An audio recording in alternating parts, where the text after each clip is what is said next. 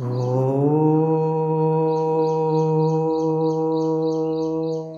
శ్రీ గురుభ్యో నమః.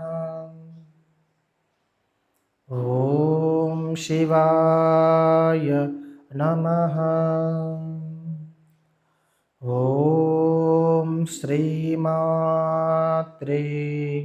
నమః.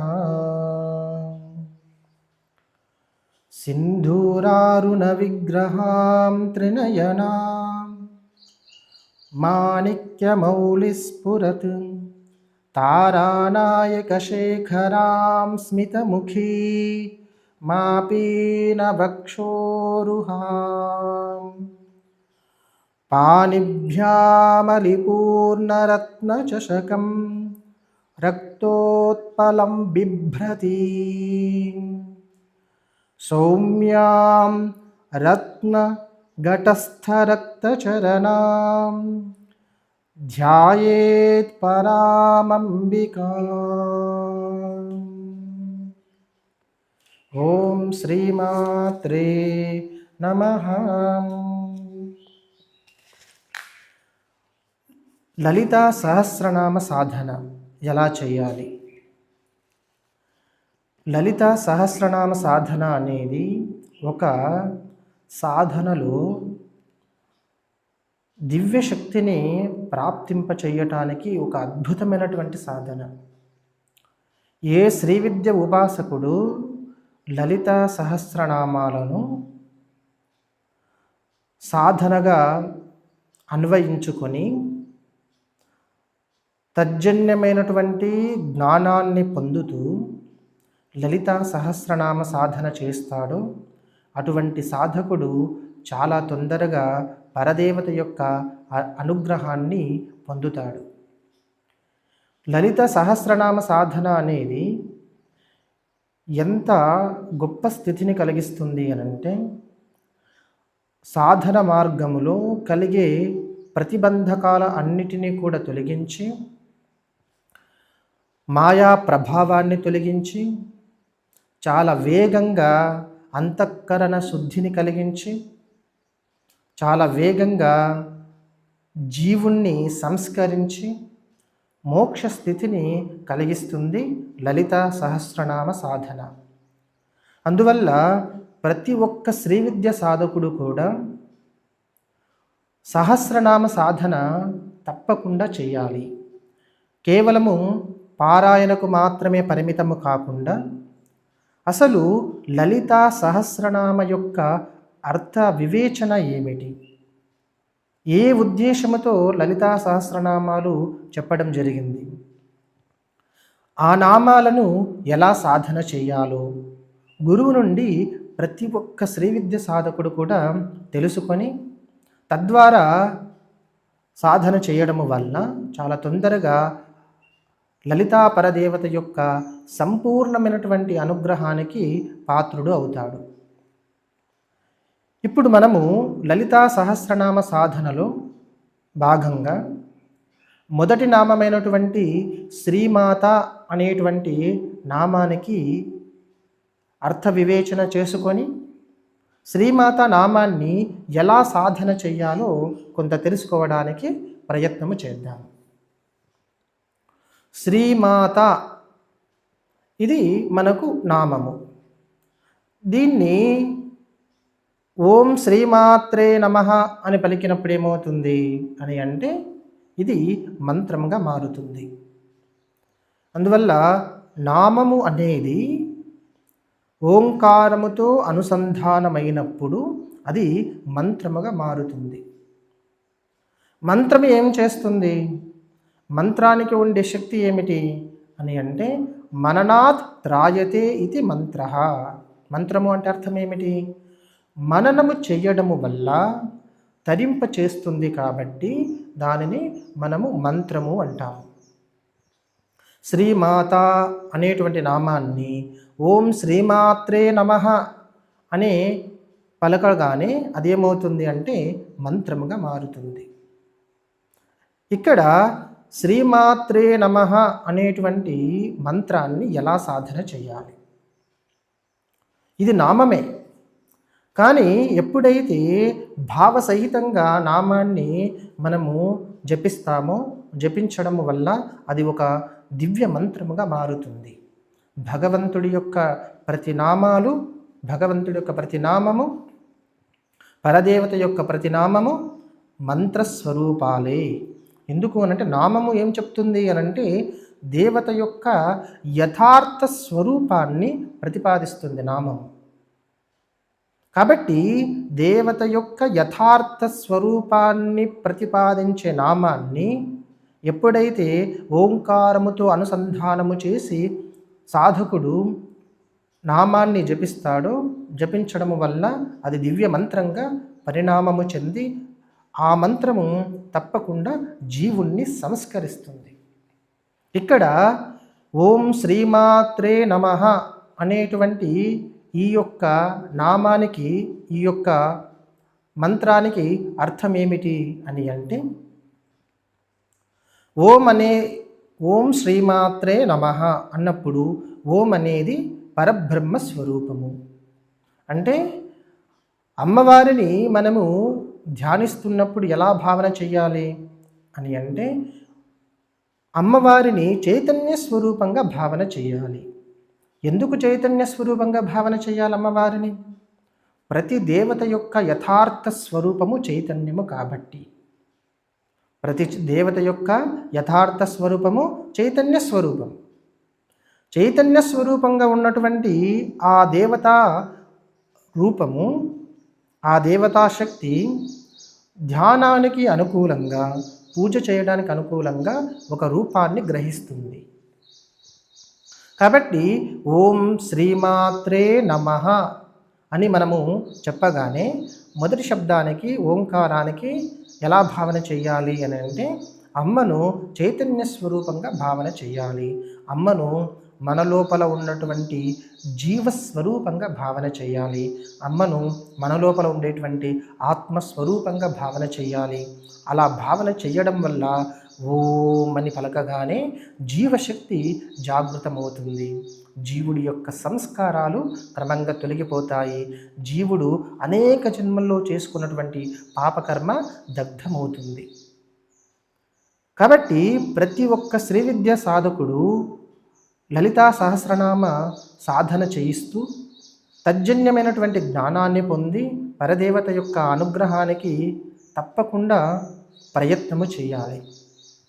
ఈ విధంగా శ్రీ విద్యా సాధకుడు ఓం శ్రీమాత్రే నమః అంటూ జపము చేస్తున్నప్పుడు ఓంకారము అనేటువంటి ఆ శబ్దం ఏదైతే ఉందో ఆ శబ్దాన్ని అమ్మవారి యొక్క చైతన్య స్వరూపంగా భావన చేయటము, అలాగే మన లోపల ఉండేటువంటి ఏ ఆత్మతత్వం అయితే ఉందో, ఏ జీవుడని మనం అంటున్నామో, మనము అంటే ఇక్కడ శరీరము కాదు కదా, జీవుడు అని అర్థం.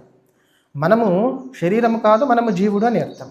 ఇప్పుడు ఓం అనేటువంటి శబ్దాన్ని మీరు పలకగానే అర్థ వివేచన ఏం చెయ్యాలి, అర్థచింతన ఏం చెయ్యాలి అని అంటే పరదేవతను చైతన్య స్వరూపంగా భావన చేసి ఓ లలితా పరదేవత, చైతన్య స్వరూపమైనటువంటి ఓ లలితా పరదేవత, ఓ పరదేవత, నా లోపల ఉండేటువంటి ఆ చైతన్య స్వరూపాన్ని, జీవుడి యొక్క సంస్కారాన్ని మార్చివేసి మీ యొక్క యథార్థ స్వరూపాన్ని తెలుసుకోవడానికి కావలసినటువంటి శక్తిని ఇవ్వమని ప్రార్థన చెయ్యాలి.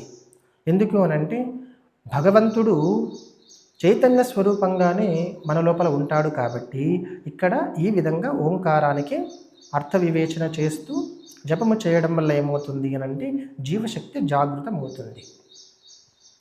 ఇక తర్వాత శ్రీ అనే శబ్దము ఉంది. మనం ఓంకారానికి అర్థం చెప్పుకున్నాము. శ్రీ అనే పదం, రెండో పదం ఏమిటి? శ్రీ అని అర్థం. ఇక్కడ శ్రీ శబ్దానికి ఏ అర్థాన్ని తీసుకోవాలి? శ్రీ అనంటే లక్ష్మీప్రదము అని అర్థము. మరొక అర్థం ఏమిటి? శ్రీ అంటే మోక్షము అని అర్థము. ఒకటి లక్ష్మి అని అర్థము, రెండు మోక్షము అని అర్థము. లక్ష్మీ స్వరూపంగా అమ్మవారిని భావన చేయడం వల్ల ఏమవుతుంది అని అంటే ఇక్కడ మనకు లక్ష్మి అంటే అర్థం ఏమిటి? భౌతికమైనటువంటి సంపదతో పాటు ఆధ్యాత్మిక దైవీ గుణ సంపత్తి ఏదైతే ఉందో దానిని మనము ఇక్కడ లక్ష్మీ శబ్దంగా తీసుకోవాలి. అంటే ఇప్పుడు అర్థం ఏమిటి? భగవంతుడి యొక్క నామాన్ని జపము చేయటం వల్ల, భగవత్ నామాన్ని జపము చేయటం వల్ల, భగవత్ మంత్రాన్ని జపము చేయడం వల్ల జీవుడికి ఏమి ప్రాప్తిస్తుంది అని అంటే, జీవుడు సంస్కరింపబడతాడు ఓంకార శబ్దము చేత. తర్వాత ఇక్కడ శ్రీ అనే శబ్దం చేత మనము 2 అర్థాలు తీసుకోవాలి. ఒకటి లక్ష్మి అనే అర్థము, 2 మోక్షము అనే అర్థము. అంటే అప్పుడు అర్థం ఏమిటి? భౌతికమైనటువంటి ప్రపంచంలో ఉన్నాము కాబట్టి ఈ భౌతికమైనటువంటి సంపద ప్రాప్తిస్తుంది జపము చేయటం వల్ల. తరువాత మనకు కావాల్సినది ఏమిటి అని అంటే, భౌతికమైనటువంటి సంపద కాదు కదా మనకు కావాల్సింది, మోక్షము కదా మనకు కావాల్సింది. ఆ భౌతికమైనటువంటి సంపదలతో పాటు మోక్షాన్ని అనుగ్రహించున్నది అని అర్థము. శ్రీ అనే శబ్దానికి అర్థం ఏమిటి? భౌతికమైనటువంటి సంపదలతో పాటు మోక్షాన్ని అనుగ్రహించున్నటువంటి పరదేవత, అనుగ్రహిస్తున్నటువంటి పరదేవత అనే అర్థాన్ని ఇక్కడ తీసుకోవాలి. ఎప్పుడైతే శ్రీ శబ్దాన్ని పలుకుతూ ఉన్నప్పుడు ఈ విధమైనటువంటి అర్థాన్ని మనము భావన చేస్తామో, అర్థ చింతన చేస్తామో, చేయడం వల్ల ఏమవుతుంది? ఇటు భౌతికమైనటువంటి సంపదలతో పాటు మనకు కావాల్సింది ఏది కావాలి అని అంటే, దైవీ గుణ సంపత్తి కావాలి. ఇక్కడ లక్ష్మీ శబ్దానికి అర్థం ఏమిటి? మరొక అర్థము దైవీ గుణ సంపత్తిని గ్రహించటం. ఎందుకు దైవీ గుణ సంపత్తి కావాలి అని అంటే, సాధన మనము ప్రారంభించినప్పటికీ దైవీ గుణాలు ఉన్నప్పుడే కదా మనము భగవంతుడి యొక్క అనుగ్రహాన్ని పొందగలుగుతాము, అమ్మవారి యొక్క అనుగ్రహాన్ని మనం పొందగలుగుతాము. దైవీ గుణాలు లేకపోతే భగవద్ అనుగ్రహాన్ని మనం పొందలేము, భగవతి యొక్క అనుగ్రహాన్ని కూడా మనము పొందలేము. కాబట్టి ఇప్పుడు అమ్మని ఏమి కోరుకోవాలి అని అంటే, లలితా పరదేవత, ఓ లలితా పరదేవత, నాకు సాధన మార్గములో కావలసినటువంటి, మోక్ష సాధనలో కావలసినటువంటి దైవీ గుణ సంపత్తిని అనుగ్రహించమని మనము అమ్మను ప్రార్థించాలి. దేని చేత? శ్రీ అనేటువంటి శబ్దము చేత. శ్రీ అనేటువంటి శబ్దాన్ని ఉచ్చరిస్తూ ఈ విధమైనటువంటి భావన చేయాలి. చేయడం వల్ల తప్పకుండా ఏమవుతుంది అనంటే, దైవీ గుణ సంపత్తి ఏర్పడుతుంది. మనము ఓం అనే పదానికి అర్థం ఏం చెప్పుకున్నాము? మనలో చైతన్య స్వరూపంగా, మన హృదయాంతరాలలో చైతన్య స్వరూపంగా ఉన్నటువంటి పరదేవత అనేటువంటి భావాన్ని చేయాలి. రెండవ శబ్దానికి అర్థం ఏం చెప్పుకున్నాము? శ్రీ అనే శబ్దానికి భౌతికమైనటువంటి సంపద, అలాగే దైవీ గుణ సంపద ఈ 2 శ్రీ శబ్దానికి అర్థంగా మనము గ్రహించాము. ఇక్కడ మనకు ఏది కావాలి అనంటే, 2 కావాలి మనకి. ఎందుకు అనంటే, సాధన ప్రారంభించినప్పటికీ ఇటు భౌతికమైనటువంటి సంపదతో మనకు అవసరం ఉంటుంది, అలాగే దైవీ గుణ సంపదతో కూడా మనకు అవసరం ఉంటుంది.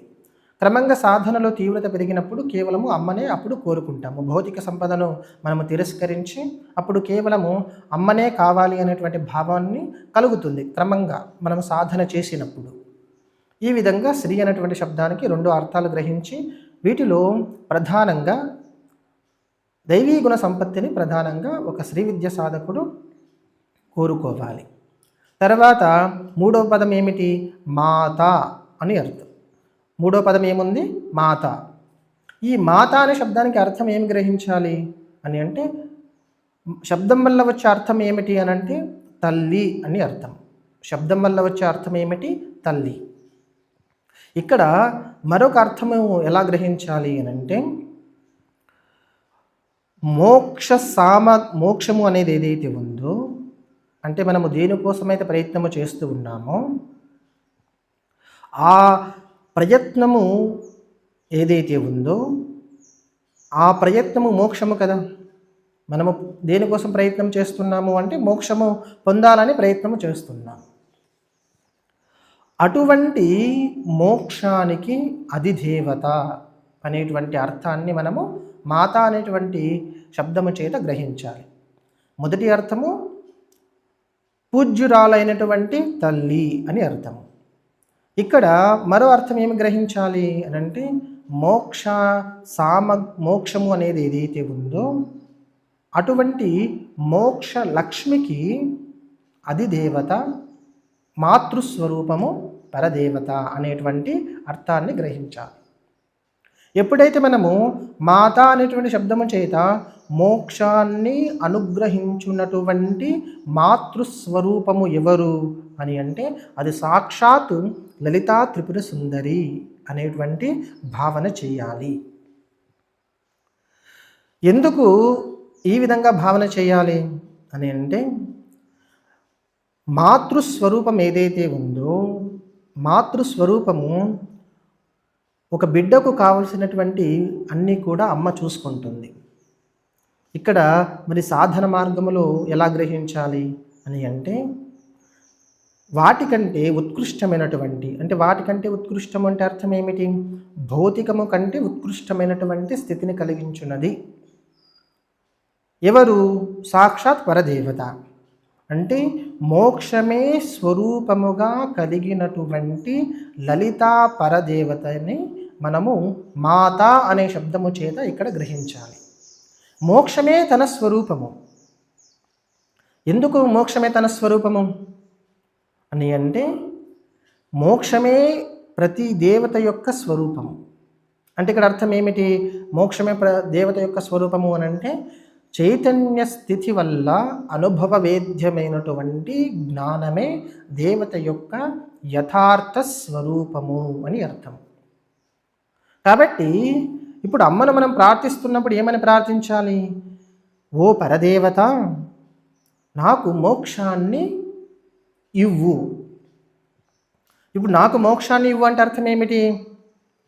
అంటే మనము జీవస్థానంలో ఉన్నాము కాబట్టి మనకంటే అమ్మను మనము భిన్నంగా చూస్తూ ఉన్నాము కాబట్టి ప్రాథమిక దశలో ఈ ప్రార్థన సమంజసంగా ఉంటుంది. ఎప్పుడైతే సాధనలో తీవ్రత పెరిగినప్పుడు ఏమవుతుంది? త్వమేవ అహం అనేటువంటి భావము ఏర్పడుతుంది. త్వమేవ అహం అంటే అర్థం ఏమిటి? మీరే నేను, నాకంటే మీరు వేరు కాదు. ఎందుకు అని అంటే నా లోపల ఉండేటువంటి ఏ చైతన్యమైతే ఉందో ఆ చైతన్యము మీరే కాబట్టి మీకంటే నేను వేరు కాదు. కాబట్టి ఓ పరదేవత, మీకోసము నేను జపము చేస్తూ ఉన్నాను. నాకు దేనిని అనుగ్రహించాలి అని అంటే నా లోపల ఉండేటువంటి జీవ చైతన్యాన్ని జాగృతము చేసి భౌతికమైనటువంటి సంపదలను ఇస్తూ, ఎందుకంటే ప్రపంచంలో ఉన్నాము కాబట్టి, అలాగే దైవీ గుణ సంపత్తిని ఇస్తూ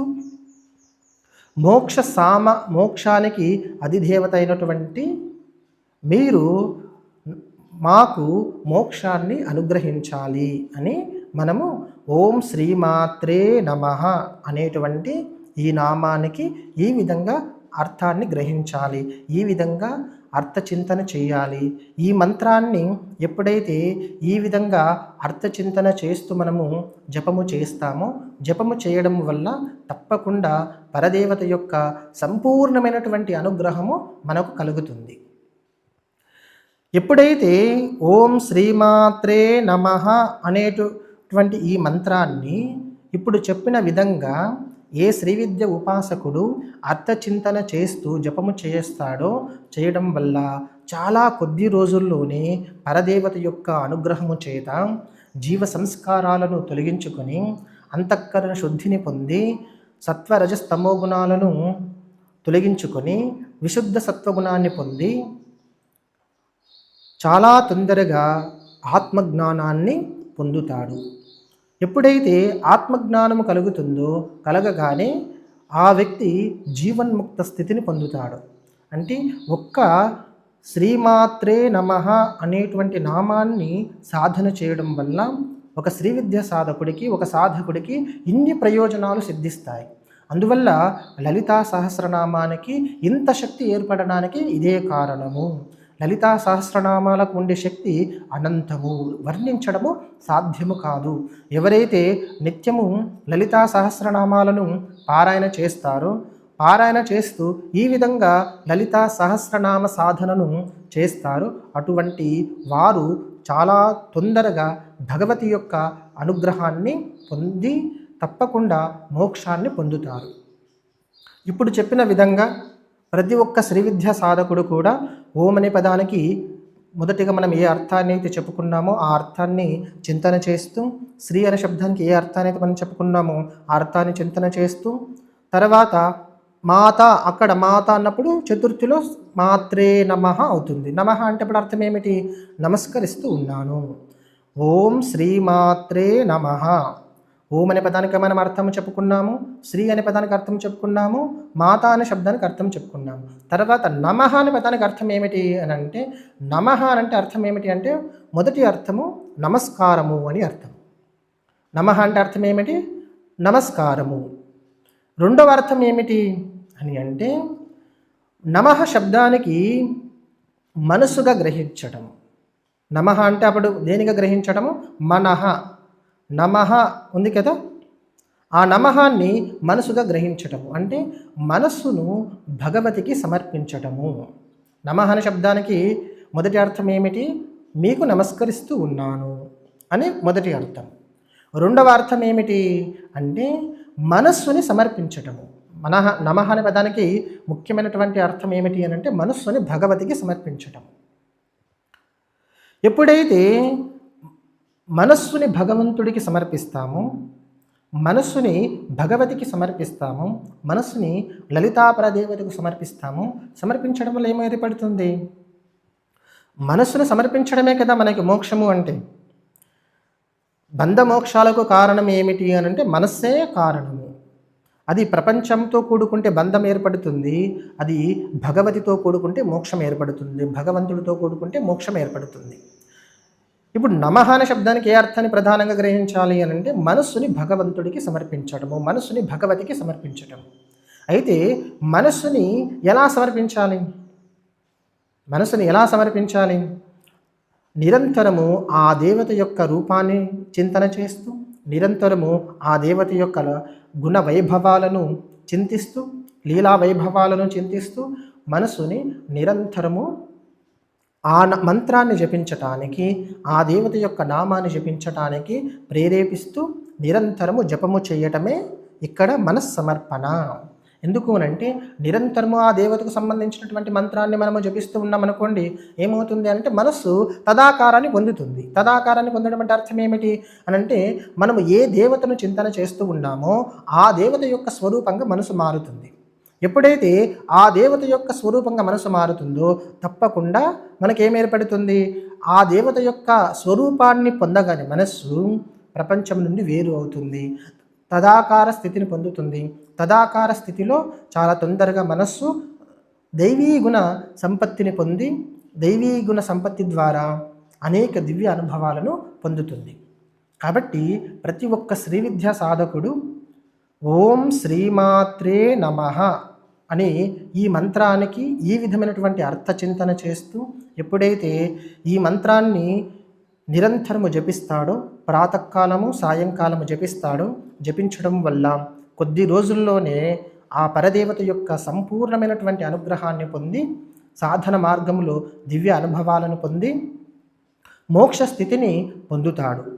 కాబట్టి ప్రతి ఒక్క శ్రీ విద్య సాధకుడు కూడా ఇప్పుడు చెప్పిన విధంగా పరదేవత యొక్క నామాన్ని, పరదేవత యొక్క మంత్రాన్ని జపించి అమ్మవారి యొక్క సంపూర్ణమైనటువంటి అనుగ్రహాన్ని పొందాలని కోరుకుంటూ, లలితా పరదేవత యొక్క సంపూర్ణ అనుగ్రహము చేత జీవ సంస్కారాలను మార్చుకొని ఆధ్యాత్మిక మార్గములో ఉన్నతిని పొందాలని కోరుకుంటూ ఓం తత్సత్. ఓం